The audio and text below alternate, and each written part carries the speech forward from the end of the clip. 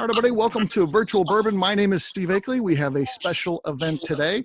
We've got a session called Our Flagship Whiskey that we're doing. This is, I feel like it's going to be our flagship virtual bourbon event. We're actually going to do these every other month with 4 different distilleries. And then when we have a month, we're going to do 2 of these events. So these are going to happen pretty frequently. And it's a great way to taste some whiskey from maybe distilleries that you haven't yet tried. So we're going to, tap into all our different friends from across the country and have them participate in that. So I would like to send, a couple of thank yous to some people. All the distillers here provided the whiskey tonight that you guys are going to be enjoying, so that is great. And then I also want to thank Justine Mays, who handled all of the packaging and shipping of that. That's a major undertaking to get for this many people. Pour out all those samples, keep everything straight, label it, create the labels, label it, send them out, and get everything there safe and in time. And I think everybody got their samples. Some people were worried they weren't going to get it, but we had tracking numbers. Everything ended up arriving. So as far as I know, everyone got theirs, and we are good, which is great to hear. The postal system, you never exactly know for sure. So, but we've got a great session today. I want to introduce you to all 4 of our distillery representatives to kick this thing off, and then we're going to go individually and talk about their flagship whiskey and what makes it, and then we'll do a tasting of each one of these one by one. So first up, the person I want to introduce first is Mr. Jason Fruits, owner and distiller at Old 55 in Newtown, Indiana. Hey, Jason, how you doing, man? He's turning the mute off. Of course, I'm muted. I'm good. Thank you, Steve. Yeah, I appreciate you being on, man. Always. I'm excited, man. I burned it back here from Newtown. I'm at home right now because I have a little better internet here than at the distillery. So, yeah, pleasure to be here. Well, glad you could make it. And just a little preview, what are you going to be tasting with the group here tonight? What whiskey have you brought for us? We have our new single barrel bottled and bond bourbon, which is a weeder. Okay. That sounds good. Looking forward to that. We'll talk to you in just a little bit here. Next up is my buddy Heather Bean. Now, as far as people I know in the industry, Heather's one of the people that I've known the longest, because the first project that I ever had in the industry was a book called, I forget what it was called, but it was a book, Small Brand America is what it was called. And it was the special bourbon edition. So in that book, I featured, like 25 different distilleries, and Heather's was one of them. So I met her in writing that book. So that was the first thing that I did. I don't know. That was probably, Heather, what do you think? 2013, something like that. It's been a while ago. I think you're on mute too, Heather. Sorry. Can you unmute? I was on mute. Yes. I had so many witty things to say, and they were all lost. Oh, you had a bunch of good material there? Yeah, okay. Everything was great. You just missed it. Okay, good. So Heather is the owner and distiller for Syntax Spirits out in Greeley, Colorado. And like I said, and when I wrote that book, I haven't kept in touch with a lot of people. Really, Heather, the guys at 10th Mountain, I still talk to them a little bit. And then, of course, Christine Riggleman. So that's kind of the people that I stay in touch with from that book. The rest I've kind of, for the most part, lost track of. But Heather's been a good friend. We just check in from time to time, right, Heather? I'm extra charming, so I'm glad you like it. And we're trying to get you here in Missouri, so we'll see what happens. We're working on that. So yeah, that'll be a good thing. I haven't Zoomed in like months, so just so you know. Okay. All right. Well, it's easy. It'll come back, right? It's like riding a bike. Yeah, sure. All right. Next up is somebody that you probably know. He's featured on a lot of our episodes of the Bourbon Daily. He's a regular on that. He's also got his own show on the ABV Network called Distillers Talk. He is Mr. Royce. Hey, Royce, how you doing, man? What's up, dude? Not much, man. So, of course, Royce is with Neeley Family Distillery in Sparta, Kentucky. What are you gonna be firing up for us today? I think you got something pretty special, don't you? Yeah, this is our wheated bourbon. This was the oldest one I had on site. It's the one we won the gold medal with at San Francisco this past year. So that's pretty special. So yeah, of course, Royce famously releases all his stuff in single barrels. So, if you're buying his bourbon through the gift shop, it's all going to be a unique experience, but he wanted to make sure he provided you guys a good one. So he gave you the same batch that won a gold medal in San Francisco. So That's pretty cool stuff. What category did you win with? Which is also incredibly impressive to get a gold medal. It's what age and younger? It's 12 year and under. 12 year and under, and to win a gold in that category. And how old is this, Royce? 30 months. 30 months. Yeah. So to go up and be in the same category as a whiskey that's 12 years, to come in with that, I think that's pretty darn impressive. We got a comment that Royce, we really don't want to hear from him. Miss Becca Sue is the big deal there, so we might switch and go with Thanks, Miss Evan. Becca. All right. Next up is Brandon Collins. Hey, Brandon, how you doing, man? Good. How are you doing? Good. So, Brandon, you are with Taconic Distillery in Stanfordville, New York. You serve as distiller there, correct? Yep. Yeah. So I'm the head distiller. Work directly for Paul, our owner. So we're a little farm distillery in New York. We're about 6 years old now. Mm-hmm. We're trying to put out some good New York whiskey and create some whiskey that people think of outside of Kentucky. So. Absolutely. Yeah, that's what part of this stuff is, to kind of expand our horizons and be able to try some different things and look forward to it. I know you guys are expanding your distribution, of course. You're also another one that we're working on getting into Missouri, which should be exciting. So, and Paul he's been a good friend basically since I started the network. So 2016, he was an early one to come on there. And he came on the Bourbon Show, one of our early guests to come on there. And again, a guy who's I've maintained contact with since then. So he's a really great guy. Yeah. Must be a good guy to work for, right? Yeah, he's very good. Yeah, I would think so. So, and the whiskey that you're going to be serving up tonight for the group? So we got our Duchess Private Reserve. It's our 90 proof 4-year-old bourbon. Okay. Biggest seller that we have. It does about 60% of our business. Very nice. Very nice. All right, my friend, we'll talk to you in a little bit. All right. I want to bring back Heather Bean first, because we're going to talk Syntax Spirits up first. And Heather, tell us a little bit about what your flagship whiskey is. Okay, I'm moving in close here, and I hope you can hear me. Yes, that's good. But, okay, so we do everything grain to glass, all local grain, and we're in Greeley, Colorado, where they grow a lot of grain, so this is a good thing. And our bourbon is a highly wheated bourbon. It is 40% wheat, 90% barley, all local stuff. The barrel that you guys have is about almost 5 years old, actually. Okay. Because we moved recently, and I actually haven't been distilling for about a year and a half now. We bought a 115-year-old grain elevator and moved everything into that. So I'm more a construction worker than a distiller right at the moment. So I hope you like what I used to do. So yeah, that's pretty crazy to change locations. And I know you're into that kind of stuff. You're into building and all that kind of stuff. So you got to be having all kinds of fun, Well, in this new place. I'd like to be distilling again, but it keeps getting, longer out. But the good news about barreling whiskey is that it takes a while. So This is true. There's still like 100 of those in the basement. So it'll get awkward for future Heather. But right now, let me know what you think. And here's a question that has nothing to do with the event, but I think just to let people know a little bit about, how old were you when you started college? 14. 14. I'm older now. In case you're wondering, this is not 14, Heather. She's not 14 anymore. No, but that stuff's crazy to me. The fact that you went to school that young, and what was your degree in too? There was mechanical engineering and there was chemical engineering, and now it's drinking. Drinking. Okay. Yeah. Well, that makes sense. PhD in drinking, actually.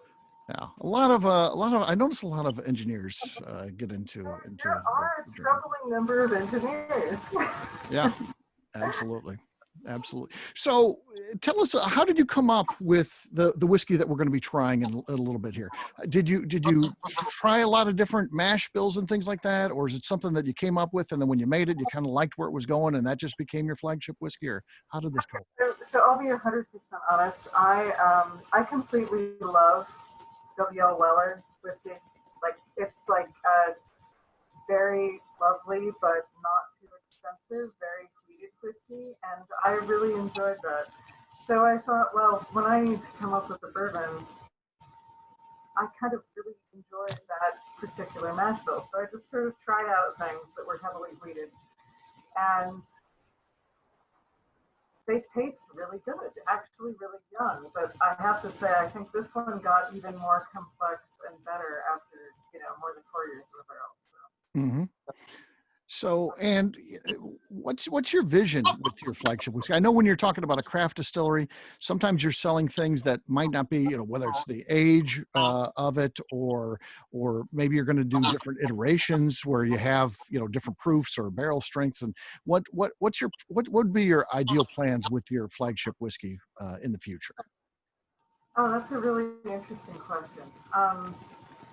With us being very tiny and then having moved buildings, and so we're sort of where we're at with our inventory right now. I would love to move into higher volume production, get more distribution out there, but then things got made significantly more awkward by COVID intervened. So Yeah. so that made everything a lot harder to start with. But I would love to just do, I guess, more volume on this one because it's got good traction. It's won a number of awards, and I kind of think every barrel is better than the last. But I would love to be able to play around more. But on the other hand, that requires getting the rest of the distillery back into full production. So Right. Yeah. I would love to play around with different grains and different other things. Mm-hmm. With this particular product, Heather, do you offer single barrels? Can whether it's stores or clubs or anything like that buy single barrels? It's pretty much all single barrel. It Okay. just depends on when you bought it. Unfortunately, right now. Okay. So we were kind of doing the distribution largely out of our tasting room thing. Just before we moved, we signed on with Republic National, who's a very good large distributor in Colorado, but then, circumstances have intervened and we haven't kind of made that bigger. But our current plan is to relaunch on September 1st. Yeah. Yeah, it's been a weird time in the liquor business. I mean, you hear about the liquor stores being up in sales, but a lot of that's the big national brands. People are buying bottom shelf. They're buying the things that they know. And of course, you factor out almost all restaurants and bars. I mean, I know they're doing a little bit curbside and stuff like that, but in reality, it's a fraction of what they've done. So it's a very weird time in the liquor industry right now, right? Nodding, yes. Yeah. So, and how long has Syntax been in business at this point? About 10 years. 10 years. If we deduct like a year for our move and getting vaguely back up into business. So. Okay. But come see our grain elevator. It's super cool. Yeah. All right. Bin, by the way, corn bin. This is my corn bin office, but you can't tell. It's nice. It is really nice. So what we got here is a straight bourbon whiskey, scientifically distilled, it says, and aged 2 years, and it's 95 proof. Correct? It's mostly because I'm an engineer. So. Mm-hmm. Okay. What do as people go ahead and pour yourself pour Heather's product here. Heather, if you don't mind, kind of walk them through a little bit of what they should anticipate as they do this tasting, from nosing it, tasting it, that type of thing. Okay, so to be fair, for this part, I should actually have my better at, saying things, bartender, but I think there's a lot of vanilla. Mm-hmm. Vanilla's heavy. And also some fruity notes, because there's a lot of wheat in it, and our local wheat tends to be quite a little bit floral, kind of sweet. Okay. So I think it's a very smooth whiskey. It's, very sipping. I like it with just like a little ice cube put in it. I guess there's some little ice cubes. I think that opens up the flavors a little bit more. Yeah. And this particular barrel has some peppery complexity that I think is really nice, that when I hadn't barreled any of the older stuff, like the previous barrel I did before we moved was only about 2.5 years old, and this one's 4.5. I do think it acquired some very charming complexity from being barreled for a bit longer, and I just think it's kind of, the most charming one so far. I'll put it that way. It is. It's good, Heather, and the finish is nice on the suit. 95 proof. It drinks better than that. It gives a nice warm finish to it. I really like what you got going on there. Some of the tasting notes that are coming in, and feel free if you're getting anything, guys, feel free to type them in the comment section there. But Heather, what I've seen coming in here is buttery biscuits, honeysuckle, an oatmeal type of taste to it. So that's kind of what's coming in so far. Oatmeal, yes. It's sort of sweet grain. I get a lot of sweet grain. Tiny bit of pepper, but very smooth. Yep. And vanilla, oatmeal, graham cracker. Mm-hmm. So I wish these things came more naturally to me. I taste my whiskey and I think that's good, and I think no. That coming up with like there was burnt pencil. Yeah, I could learn that, but they didn't teach it in engineering school. Right. So it's, some people are really good at that stuff and some aren't, but that doesn't mean you can't tell good whiskey from bad whiskey. There's a lot of great master distillers. Parker Beam famously says, I don't catch any of those things that people find in there.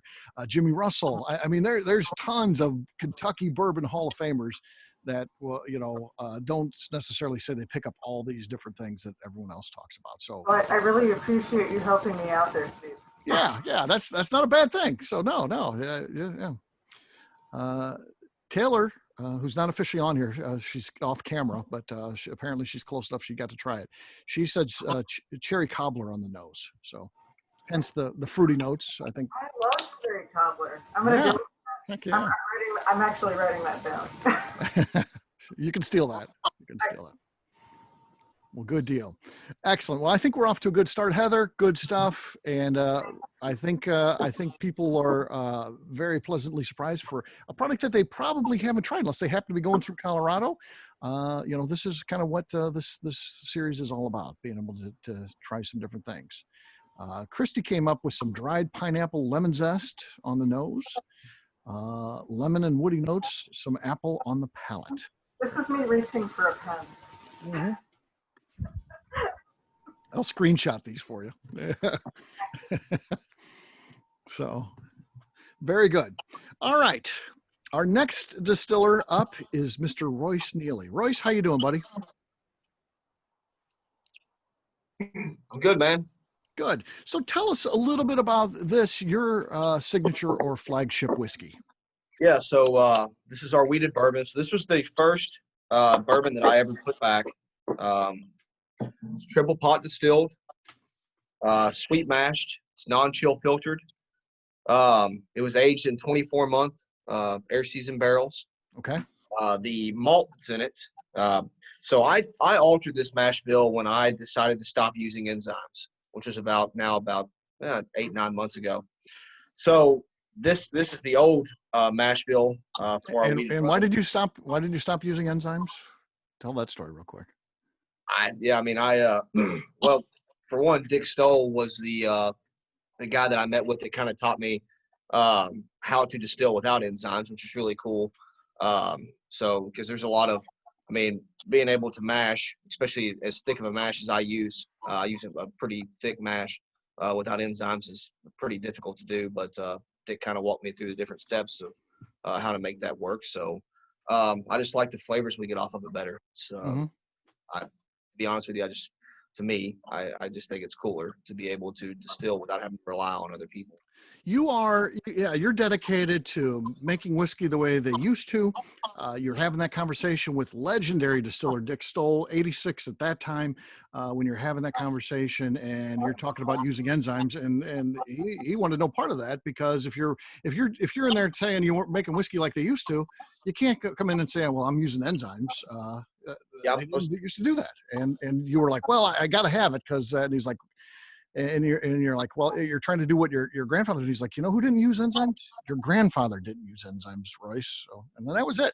Royce was done with enzymes from that point forward. I still use them. Don't get me wrong; they have their use, and I still Right. use them for our contract products that we make. So I'm still working with them and stuff like that. But for all of our products that we make for ourselves, we use no enzymes in them. Yeah. Yeah. But this one, what I was going with that is the 5% malt that's in this mash bill is Maris Otter. So we use in it. So Okay. one of the notes I get off our wheated bourbons is a lot of honey that kind of shines through with it. Mm-hmm. Peter whiskey, and I think a lot of that comes from some of the stuff we get off that Maris Otter. Yeah, yeah, that definitely adds a special twist to what you're doing. So, same kind of question that I asked Heather. What, long term, again, because you are a craft distiller, and we can't expect you to say, if you after you've been in business 20 years, what's your flagship whiskey look like? Would there be other plans for this? Whether it's different age statement, whether it's you are going to have. Right now, you're selling everything single barrel. At some point, would you batch it and have small batch with this, or what would be your kind of long-term plans for this? Yeah, I'm really open to anything with it. It's really cool. Just like everybody else that's on here as distillers, you don't really know exactly where that bourbon's heading. You Mm-hmm. try to plan and try to look forward, but you really never know how it's going to turn out. I've got some 53s out there that are close to being. They're in the 3s now, so we're going to be releasing those as a bottled and bond product here in the coming years.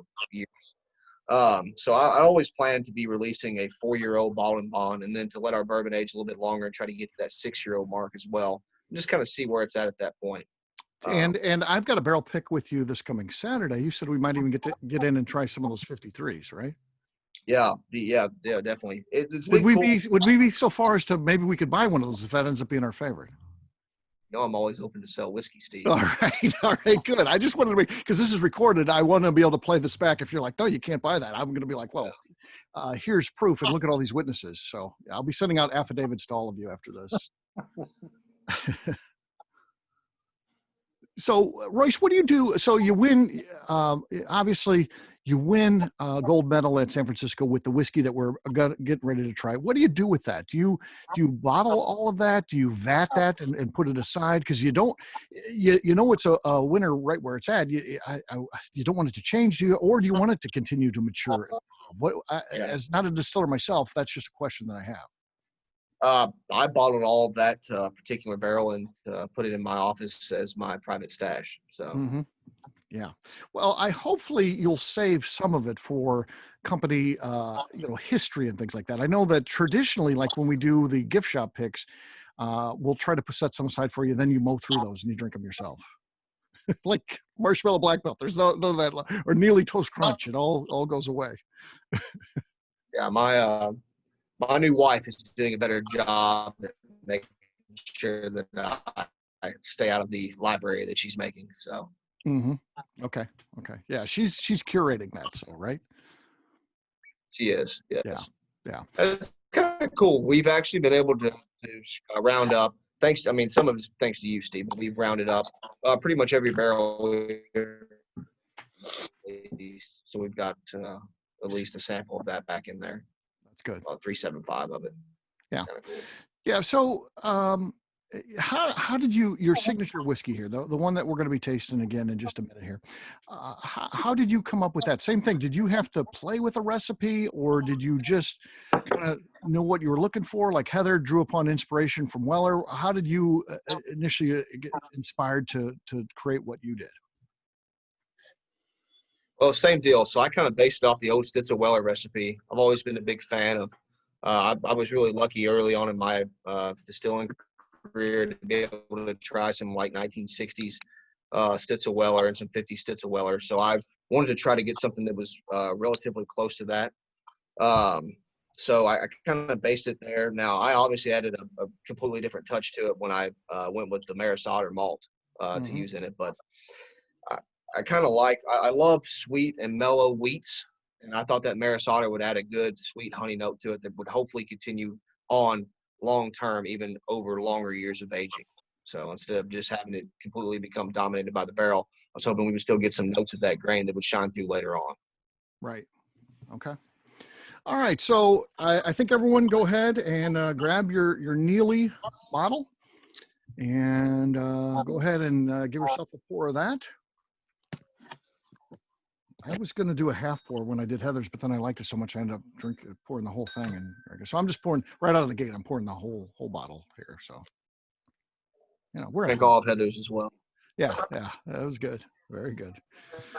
All right, Royce, what do you anticipate people should be getting from this as they pick up their glass and start to nose it and then taste it?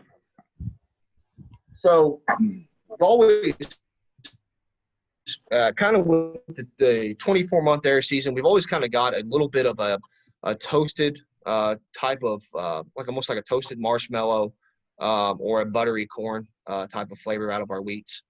With this one here in particular, I get a lot of maple and a lot of honey out of it. Mm-hmm.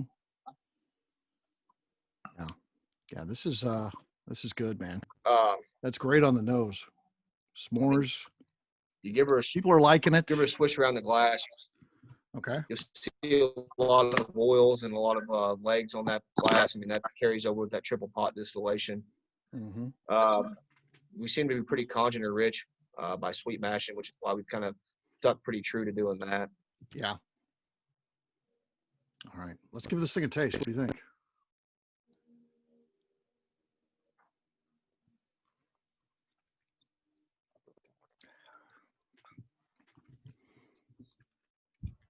But this is 105 proof. This is so smooth. Very, very lovely. Thank you, Heather. Yeah. I love it.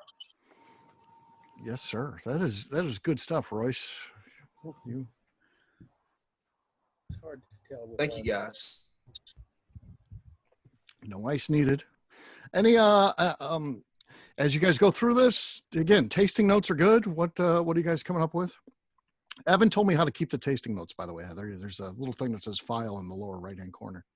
You can hit that and save the notes from today.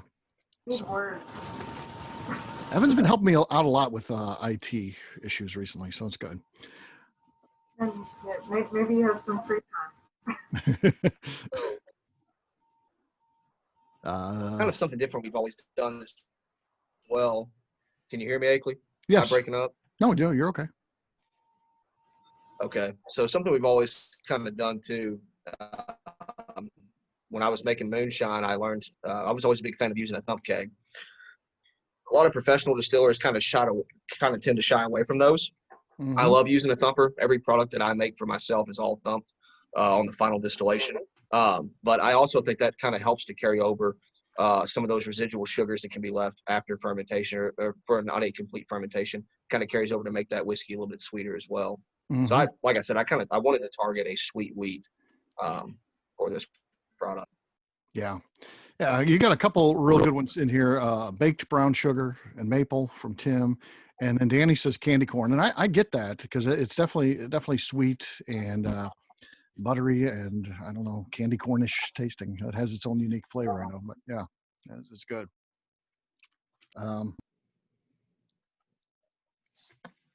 I get some fruity taste in there too. So a little bit of banana in there, I think. I mean, I get some of that, and maybe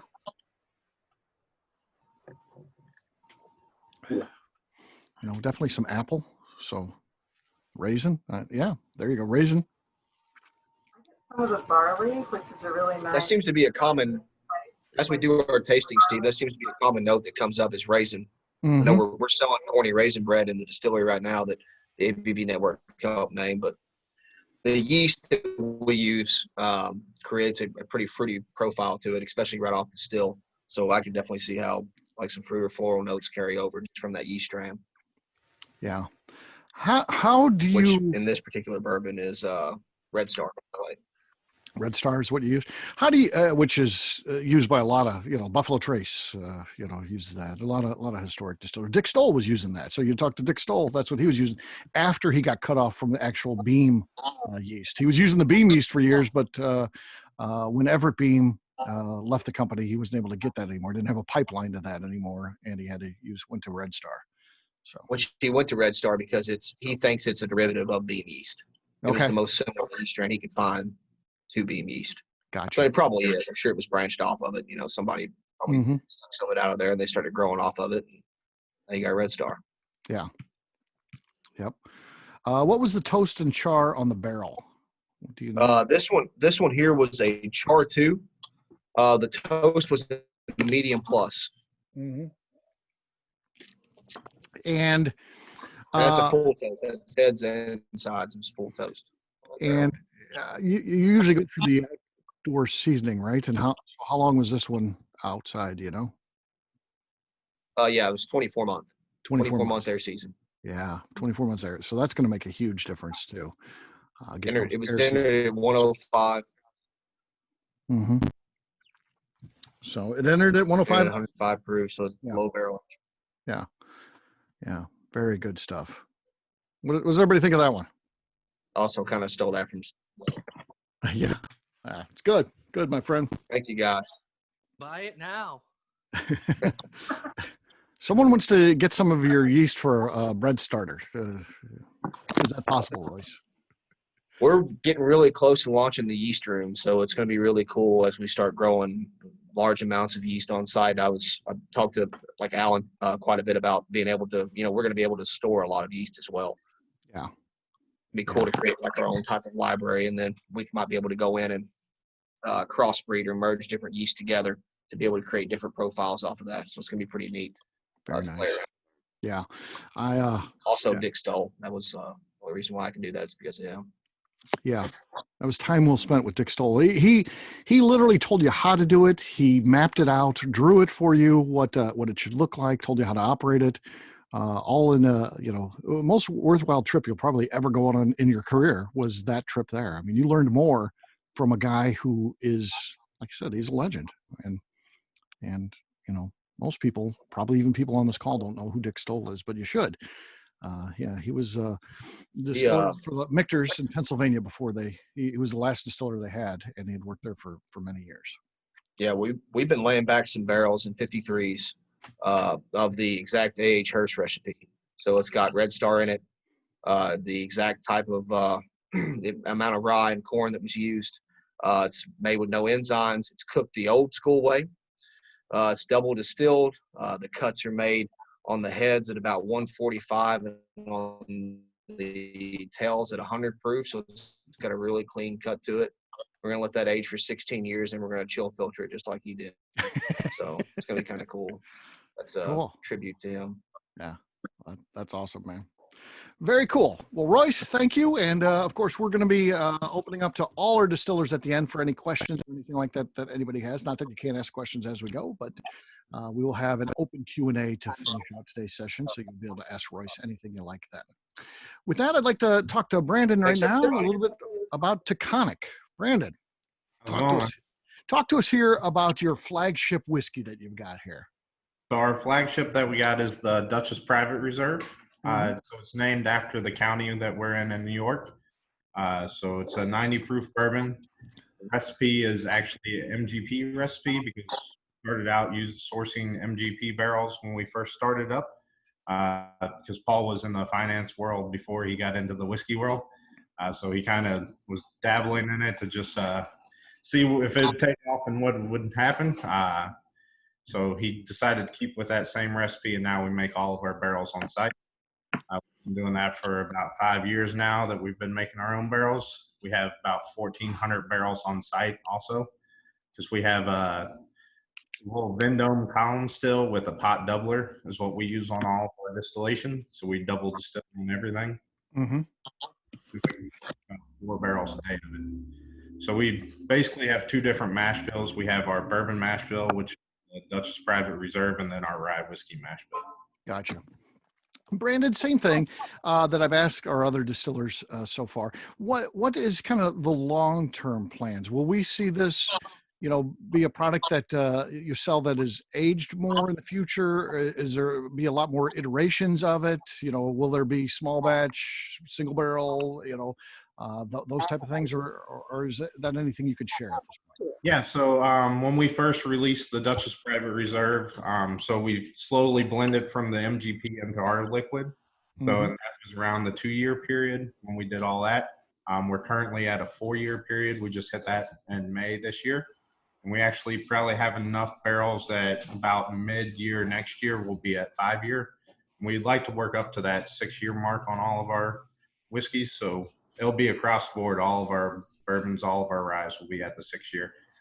We do everything in small batch right now. So it's kind of like a little Solera system that we use, except for when we have to do the hard cuts for the years that we'll get it all the way empty, start fresh again. So throughout the year, it's just kind of evolving as it goes. So you're always going to have some of the same flavor notes from batch to batch. So it shouldn't be anything drastic that changes. So when you buy a bottle off the shelf, it should taste pretty consistent the next time you get a bottle off the shelf.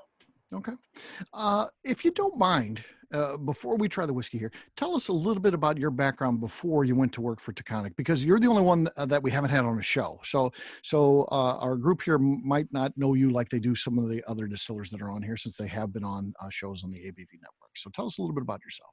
Yeah, so my background is I have a degree in chemical engineering. After I graduated college, I went to work in a couple different industries, and then finally landed in the distilling world. And so I used to live in Lexington, Kentucky, was a distillery supervisor for Buffalo Trace for 4 years, Okay. right underneath Harlan Wheatley for 4 years. We got to do a lot of experiments. I got to actually run Warehouse X. So that was Really? Oh, nice.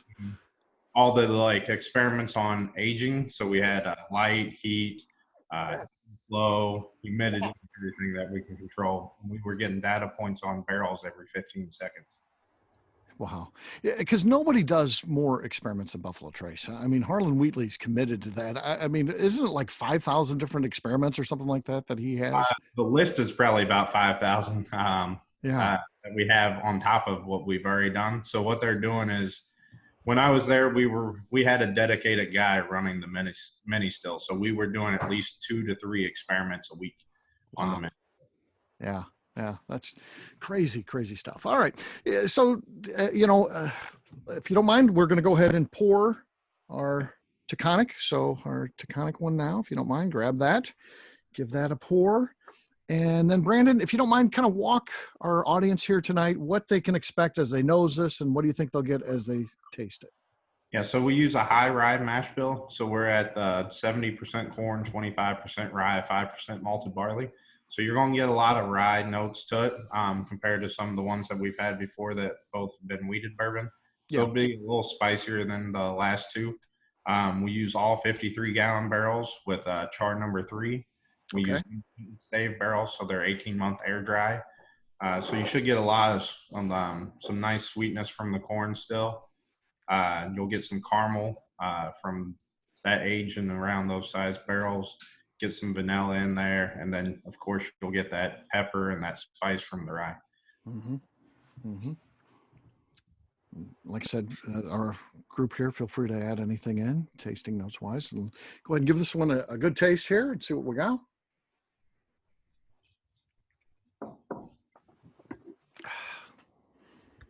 Yeah, that is. So it comes in at 90 proof, easy drinking, very flavorful.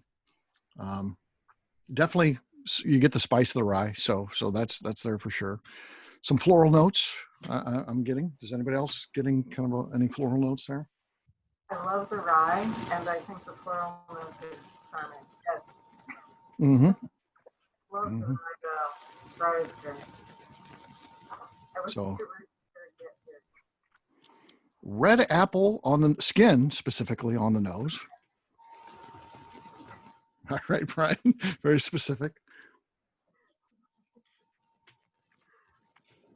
I said I was bad at that. What was that, Heather? Sorry. I said I was bad at the specific. You were bad at the specifics. Okay. We But won't. I'm very entertained by it, and I test it now that you said so. Yeah. Well, that's when you get somebody who is really good at that stuff, it's always fun to see, can you then pick that up yourself? Exactly. Yeah. Mm-hmm. All right, Christy, what are you getting? Christy she's our team member that is best at all this kind of stuff. So we're going to pull her in right now. She's Christy Atkinson. She's unmuting. Still over here tasting, Steve. I know, but help us out here. What are you getting so far? Well, I will say on the nose, like Tim is right on about that whole bread pudding on there. I mean, that's definitely there. I got like a little bit of like a burnt caramel there too. Honey Nut Cheerios, cherries, peppers. The spice of the rye catches me like at the front of my tongue too. It's weird. That lingers there, so it's cool how it targets as opposed to just the whole mouth. I would say for me it's at the front of the mouth, at the tongue, where I'm getting most of that spice, which is interesting. So the spice is super subtle. The rye comes straight, like you say. The rye says hello immediately. When you put it in, when you taste it, that's the first thing you get is the spiciness of the rye first before anything else come in, which personally for me is not always what I go for, because I like a lot of weeded bourbon.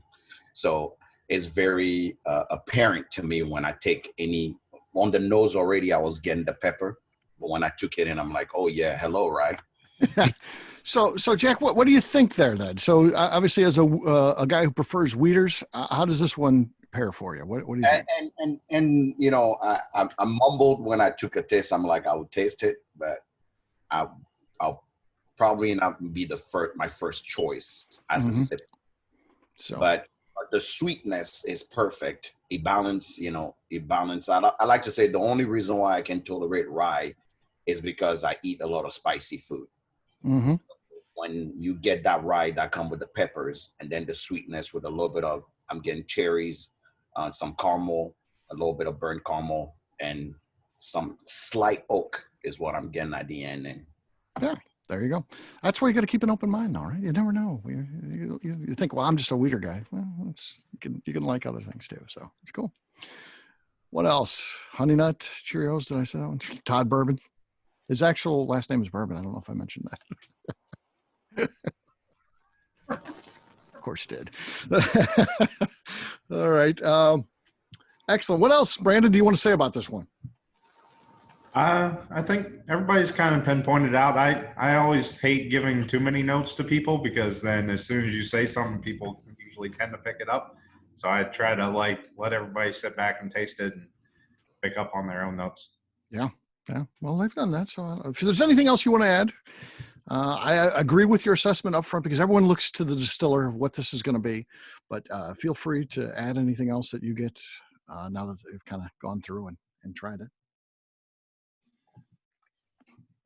Because I do always appreciate that. I've been lucky enough to go through these things with some of the best palates in the business, and it's fun to go with them. And then I don't, again, like you say, I don't know if it ends up being in your mind or you can actually taste those things, but you do pick up on those after you hear them sometimes. So it's a cool thing for sure. So this is going to sound kind of strange, but there's this creaminess I get. It's almost like a Viennese coffee with a little bit of that cinnamon in there, just really subtle. But it's not quite a mocha note, but it's just like a little bit of that, like slight coffee there, but very creamy. Yeah, absolutely. I agree. Yeah. Excellent. So yeah, Stanfordville, New York is Hudson Valley, right? I mean, I'm not a New York guy. Yeah. So we're about an hour and a half north of New York City, and I actually live in the city, so I'm in Harlem right now. Are you? So you commute back and forth? Yeah. So we run production 4 days a week at Okay. our. So we've been running continuously through COVID. We got lucky to be deemed an essential business in New York, so that helped us out a lot. Yeah. Yeah, that's good. So no holes in production or anything like that. So that's good for future reference. All right.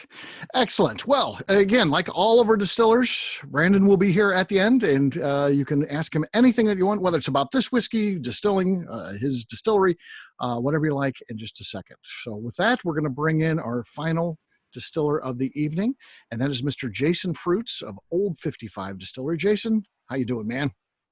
Good, guys. How is everybody? I'm good. Yeah. I mean, we're drinking whiskey. We're hanging out. All right. I mean, come on. With how does whiskey this get people. better? I mean, yeah, it's So all good. I had to laugh every time you got to the samples. I'd already drank everything. I was like, oh. Okay. I noticed that. Yeah. Yeah. You're as I was drinking, you weren't. So, okay. Now I know why, because you had already drank it while I was talking. Okay. Exactly. We're all at least 3 shots in. So you have a big bottle of your own, though. So we know you didn't work all through that one. I do. I had to crack this open because I forgot to bring one from the distillery. So this was just in my liquor cabinet. So yeah, so I got a nice neck pour here, but they're very similar. So it'll be good. Okay. So tell us a little bit about, as we asked our other distillers, how you came up with the whiskey that we're talking about tonight. How did it get started? What was your inspiration? Was it all just trial and error? Tell us a little bit about the process. So this is, so first of all, Old 55 Distillery is my family's distillery. This is, my dad and I own this. I own this with my siblings. We do all farm to bottle distilling. So we grow this on my grandpa's farm. So Royce will appreciate this. This is the first mash bill I ever met, and it stuck through because the first 2 estate grains that I had off my grandpa's little 194 acre farm was corn and wheat. Soft red winter wheat to be specific. So this is an 80% corn, 20% soft red winter wheat mash bill, to all enzyme, no natural malts in there. Non-chill filtered.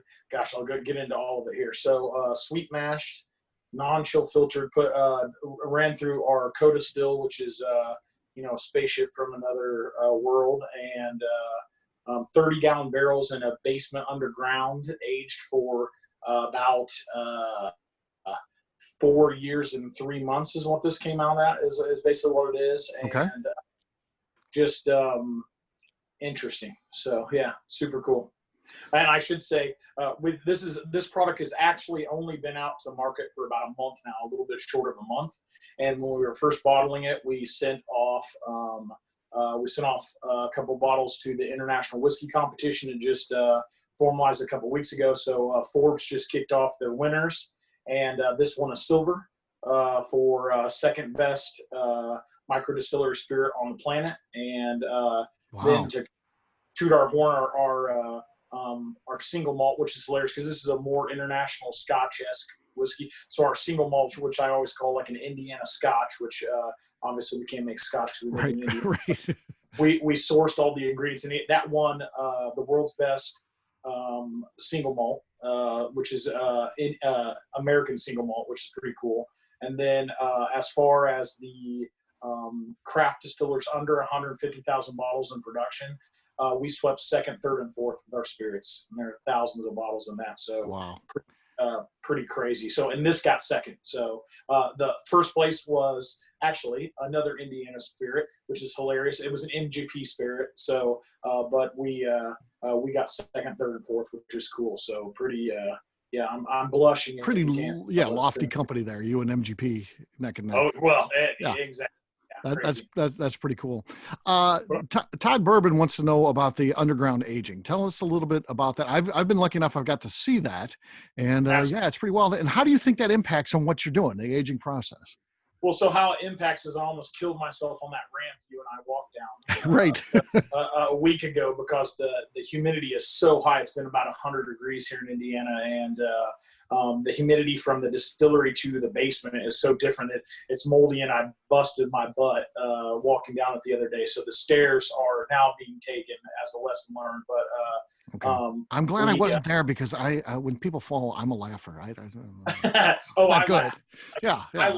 I flipped over my hands and knees, and Royce would just crack up at this. And then I started, first of all, I had a bank deposit in my hand because, like all things us crazy distillers do, I just had like a hair up my ass and was like, I need to go check this barrel real quick. So I was going to run down. So I had like literally $4,000 and a bunch of checks in my hand. I fall and I'm like, oh, I didn't crack my skull open. That's good. Then I flip over and I'm sliding on my hands and knees down the ramp. And I'm like, are you kidding me right now? Is this happening? I'm covered in mold and I'm like, this is awesome. So to the final basement question. So we age all of our spirits underground. So we have just shy of 90,000 square foot underground, thousands of barrels down there. Wow. So we renovated an old township school. Like I said, Steve came down and got to check it out. That's cool. And it's super unique. Above that basement is a gymnasium. Both my grandpas played high school basketball in there. We just use that as a warehouse, and then all the barrels are also for personal storage too. There's the stuff from like his parents in there, like here's the Christmas decoration, whatever it is, it's all in there. Yeah, it is. Well, when you have that kind of space, and like I always joke, like my grandparents are that post depression era, so we never get rid of anything. Like we have some white oak down that is a state white oak that we actually just sent off to a cooper. So we're going to have some sweet corn, which is one of our other products that is kind of what we're world famous for. That's going to be made in barrels from white oak from like our family farm, which is cool. So yeah, very neat. Yeah. Tim mentions, and I think it's a good point. And first of all, I can't believe she hasn't been there. McNew lives close to your distillery. It's ridiculous she hasn't been there yet. Yeah. Well, she's kind of not invited. We just don't. That's good. That's a good thing. Yeah. I love her. She's welcome anytime. I've been razzing her. We live on like the opposite sides of Indianapolis, like I crack up. So right. Yeah. You guys are close. But Tim does say, is the ramp McNew approved? And I would say no. Don't take McNew. She trips all the time. I fall over everything, but I'll come. There she is. There's McNew. I didn't even know McNew was on here. If I trip, that's just something I do all the time. No, we would hold hands and I would walk her down the much more OSHA approved path. Don't mention her shoes. Because one time I just said, are those, we were in New Orleans walking a cobblestone street, and I said, McNew, are those the right shoes?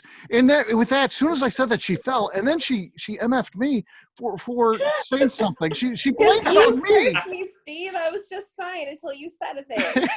I see the high heels, and she's kind of wobbling back and forth, and I just say something, and right then she just wipes out, and I mean bad. Yeah.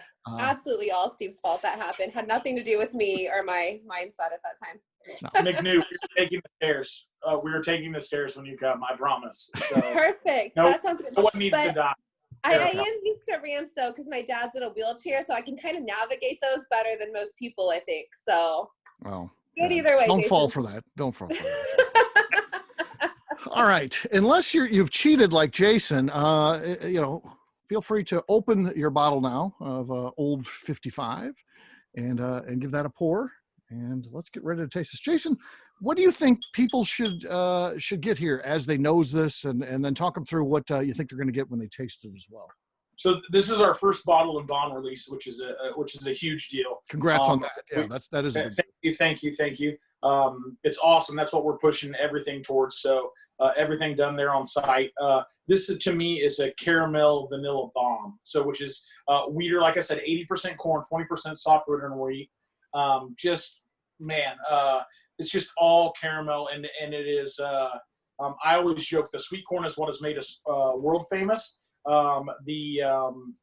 This is what I always tease is what my great grandkids in 100 years are going to be selling at 5. It is awesome. So 30-gallon barrel, just caramel like crazy. Dude, I cheated. I drank some of this. This is fantastic, man. Oh, what the hell you got going on here? So, all single barreled as well. So the other guys here, we single barrel everything.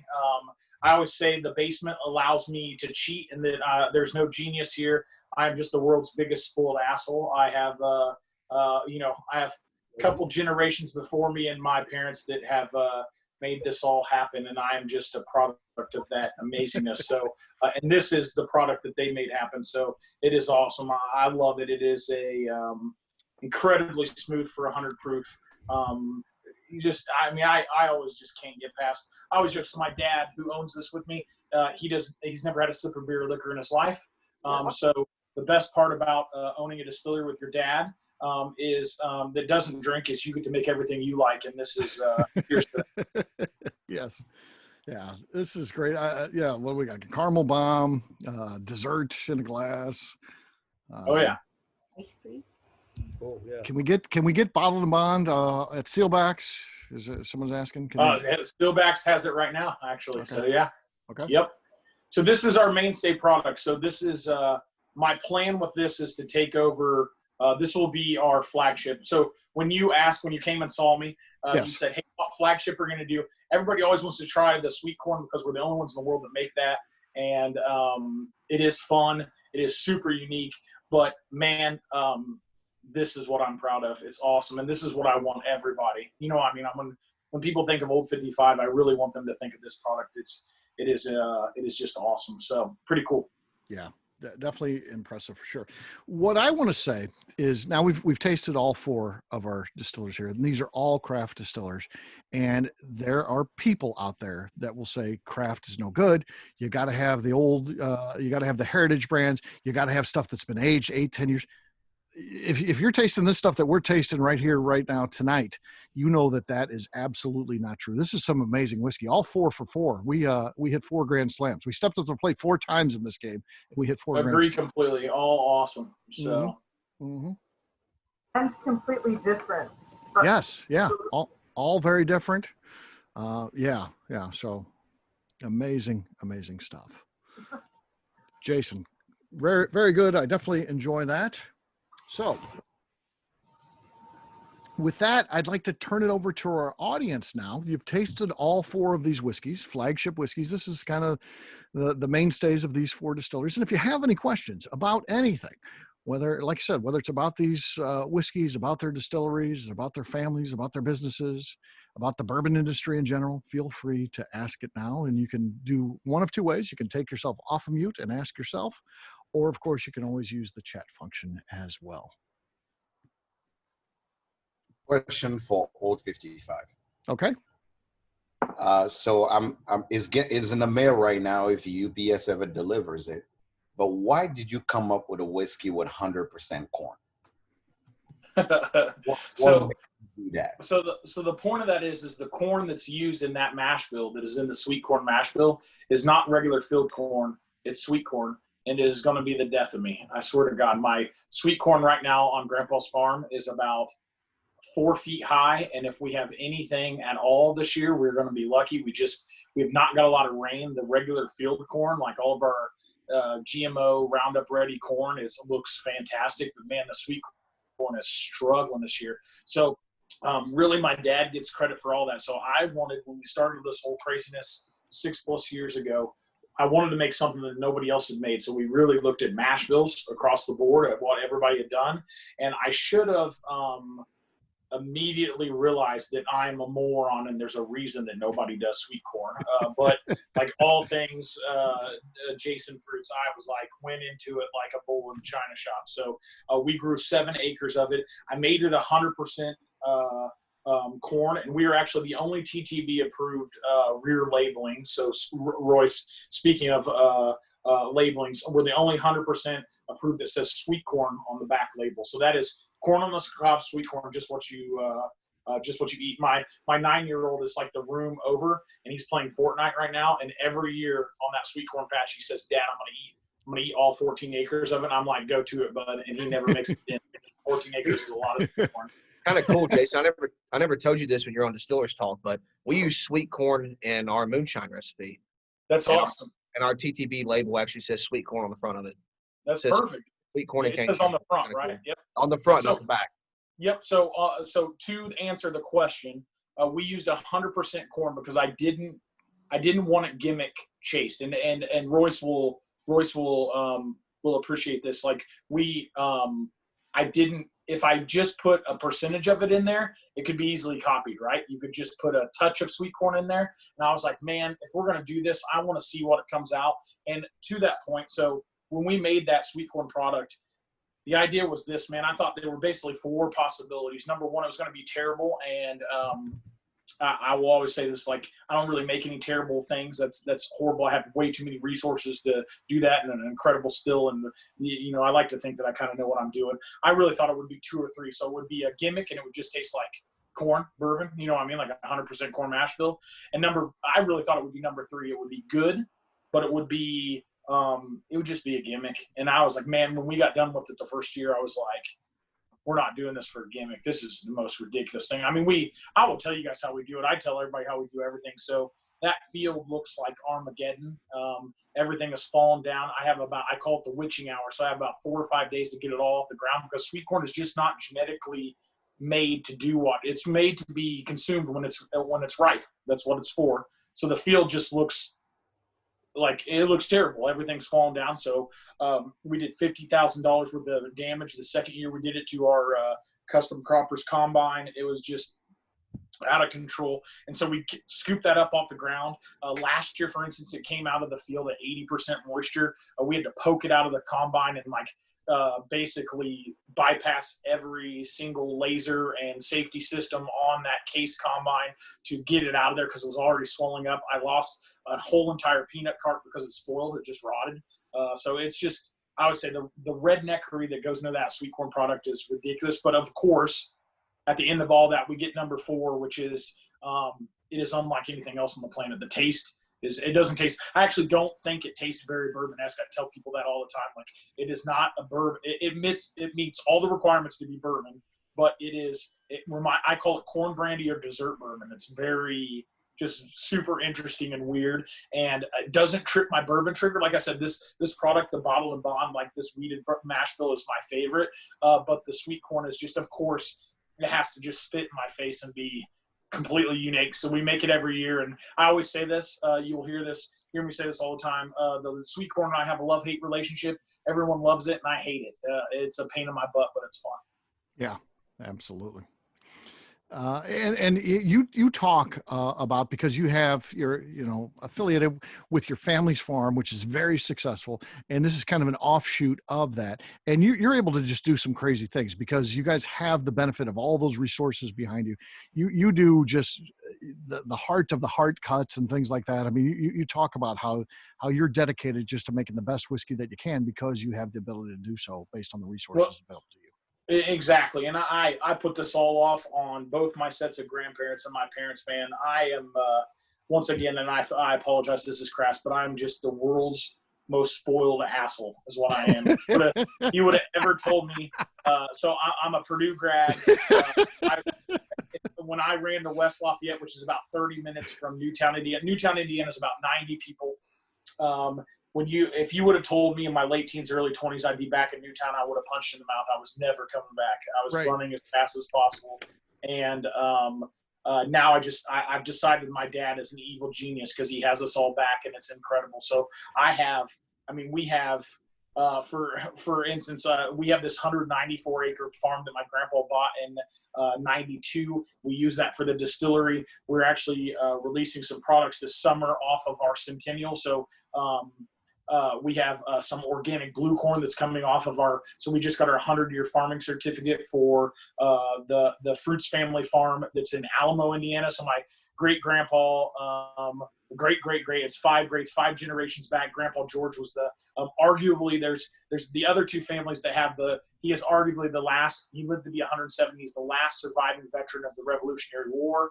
He was a flag bearer for George Washington. And what's crazy is my Rice side, so my mom's side, Anne Rice is George Washington's wife. That's like a great aunt. So we have all this, and we're going to do like a flag bearer whiskey for him, because he refused to carry a weapon, and we're going to use some artisanal corns and just kind of do an ode to him and the Fruits family name. But man, I'm just I'm ridiculously blessed in that we control it. So I always say this, and I'm vertically integrated. So if I want to grow anything on the planet, I have all the farm ground I possibly want to do it. My family, what we do is we're the middleman. So we own, so I heard a 115-year-old grain elevator. My grandpa started our grain operation 53 years ago. And my dad hates it when I say this. I'm going to say, I've said it on like 4 podcasts now, so I'm going to say it again and keep making it. But we are one of the largest family-owned grain operations left in the country, because the reason he hates me saying that is because there are no family-owned grain operations left in the country. They just don't exist. And so we just, just trying to live up to all that and make the best thing we possibly can. And man, I always say, like, everybody tries to make this about me. Alan and I talk about this all the time. I love that dude. Like, I'm once again the most spoiled asshole on the planet. So I'm just lucky, and we just make the best stuff we possibly can. And I just want to point out, like, if anybody hasn't tuned in to Jason's episode on Distiller's Talk, he was our very first episode, and he really goes in depth at how everything started there. So it's a great one to check out. Absolutely. Absolutely. He's also been on the Bourbon Show too. So yeah, you can. Oh yeah. So easiest just to go on abvnetwork.com. You can search Jason Fruits, and all the episodes that he is on appear on there. So Distillers Talk, Bourbon Show, and then he's been on multiple episodes of the Bourbon Daily too. Just that's not necessarily always interviews, but casual too. He's part of the team. He's part of the family. So absolutely check it out. A couple things that come in over chat as we've been talking here. Some people, well, there was a question about hand sanitizer. And that was a thing for a while. I know a lot of our distillery friends really got into it and were working that almost exclusively for a long time. But is anybody still doing that? I think most have kind of moved on and got back to regular production now. And is that the case with our distillers that are on tonight? We're still making. We moved the entire operation over to our old tobacco barns, Mm-hmm. but we're still cranking some stuff out. Nothing like we were. Mm-hmm. But okay. Anybody else? Yeah, we never were able to do the hand sanitizer because we can't get up to the 190 proof. That was Gotcha. required, so. Gotcha. Heather, did you do any of that stuff? You didn't even have your still up and running. We had a little bit of alcohol left that was suitable, and we did all that up for the fire department. And yeah, that was it. That was it. Okay. It's not up. Yeah. And Jason, did you get into that at all at any point? No, so we've been on a big, we just put a big glycol system in. So we've been kind of cold for a couple months, and we had some heads that we basically released as, basically contact hand sanitizer, nothing official that we gave to the local sheriff's department. I was joking, we're like the local mafia in West Central Indiana. So my dad's on the merit board. So the sheriff's department had ran out of hand sanitizer, and I was like, man, I got like 20 gallons of heads that you guys can have. That'll kill anything. So we gave that, but no, as far as ever actually producing hand sanitizer, we never did. Gotcha. Fan from Anchorage, Tim Wheeler, is wanting to know, Jason, do you get any product up into Alaska? I don't know. I need to check with Sealbox if they get up. If they ship there. I have a funny project. I want to, producing whiskey in Alaska sounds like an absolute headache because I can't grow anything up there. The seasons are too short, but man, aging some whiskey in Alaska always, maybe Royce and I need to get together and make a road trip and see what we can make happen up there. That would be fun. Well, count me in. I'm going to work my way into that. My sister lives up there, so I always need an excuse perfect. to go see her. So I get us a place to stay because she's got 2 houses. So she's got one in Anchorage and one in Fairbanks. So we can make that work. We can use that to our advantage. Question for Taconic: do you have any experiments coming out or anything like that? What do you got going on? So we just did wheated bourbon back in January, and we also did American single malt back in January for the first time. Okay. Those will be coming out probably in the next 2 to 3 years. Gotcha. We're also doing some collaboration whiskeys with breweries. So we got a couple breweries lined up locally where we combine kind of our bourbon recipes with their stout recipes. Okay. And we are trying to push the limit a little bit on what people would think of what a bourbon is. Okay. Another question came in. Anybody want to contribute anything that is non-whiskey, but kind of a non-whiskey flagship, something that they make that is a non-whiskey that they think is a standout? Any of our distillers got anything that? Nothing? You don't necessarily have to have anything. Nothing? Okay. All right. Question to the group, the favorite experiment turned product. So have you guys done any sort of experimenting that as you've then tasted that, it becomes a regular product that you make? So some things that you've had and worked on. Any of those you can share the story of? Yeah, we've got it's my great-grandfather's moonshine recipe. So it's got that sweet corn, that domino cane sugar in it. And we started aging in our bourbon barrels a few years ago. And now we've got some stuff that's over 3 years old now. So we're going to hold it and probably release a bottled and bond distilled spirit specialty. So awesome. Kind That's of awesome. cool. Yeah, kind of cool moonshine. We're gonna probably release it at 120 proof. So. Yeah. Beautiful. It's freaking perfect. We did. So it's kind of funny, full circle. So I love to do things that nobody else can do. So our single malt that just won the world's best American single malt at the International Whiskey Competition, which is crazy because that's a peated whiskey. So a lot of people have made single malts in America, but nobody has ever done basically like the whole entire recipe. So what we did is it's our barley grown on the family farm, and then we malted it at Sugar Creek Malting Company in Indiana. And then we found the peat in Fort Wayne. We found, so we smoked it in thirds. It's smoked with a third peat from Fort Wayne, like I said, a third Indiana lavender from Bloomington, and a third with Indiana maple from my malters property. And so to the point of the question was, did you ever do anything? I was like, this is just kind of fun. Like, I don't like super peaty scotches. Once again, the best part about owning a distillery with your dad who doesn't drink is you get to make everything you like. So this cost me a fortune to make, and then we age it for just under 4 years in our sweet corn barrels. And what do we know? The first competition it's in, it wins. So it's hilarious. We don't have a lot of it. We never will. It just costs too much. And it's, once again, I am kind of to the question before, we don't really do anything, but I mean, I like bourbon. That's what I want to do. That's once again the benefits of getting to do that. So, but the single malt is fun, and it's of course sold out in like a day in the tasting room as soon as we won that award. So crazy. Yeah, for sure. All right. Any other questions for the group or any individuals on there? Anything else anybody wants to know from our team here? Well, got kicked off a bit during Neeley. Don't know if you mentioned Neeley's Moonshine Chocolate Truffle. So Rick got him hooked on that. So Royce, your Moonshine Chocolate Truffle, talk a little bit about that. And then you've got more than that flavor now as well. So how did that product come about? And just talk a little bit about it. Yeah, so the base for it's our 120.2 proof moonshine. I use Irish cream, then I use walnut, chocolate fudge, and vanilla. The vanilla is extremely expensive, but all natural, sweetened with cane sugar. And people really like to drink it in their coffee to cure hangovers on Saturday morning, so it's cool for that. We have an orange creamsicle as well that's under that line, and a bourbon ball that we released in the winter and sold 1,000 bottles of it in about a week and a half out the front door. So we're going to move that into the normal lineup and keep on going with the bourbon ball as well. But I guess a lot of people source their creams out, like Buffalo Trace sends theirs off and has it done, and then they bring it back. But we do all of it in house. So absolutely, awesome, man. Yeah. Got to control pH the correct way to make it last for a long time. But I like to keep my proofs up on it too. So we try to stay up in the 40s to 45s on the creams. Mm-hmm. Yep.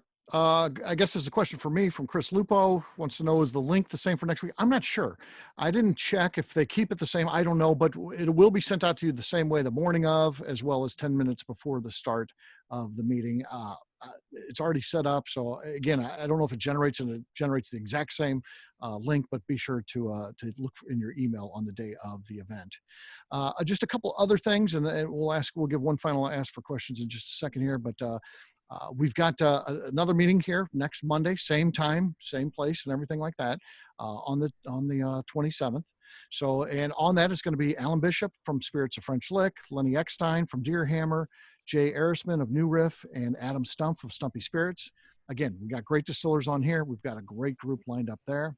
And also we are selling tickets for our September events. Again, I talked early on about we're going to do this every other month, and we'll do 2 events in a month that we do it. So September will be the next month that we do this. And that is already set up. We got tickets for sale. Matter of fact, only 16 remain. So if you like what we're doing tonight, tonight, I would highly suggest that you buy your tickets for the September events now, because this will sell out. So Mike Myers from Distillery 291 is going to be on the first event. Alice Peterson from Pinhook, Amir Pei from James E. Pepper, and John Rempe of Lux Row. That'll be on the first one on the 10th of September. And then on the 17th, we'll have Dr. Pat Heist from Wilderness Trail, Colin Spolman of Kings County, Joyce Nethery of Jephthah Creed, and finally Eric Wolf of Stoll and Wolf.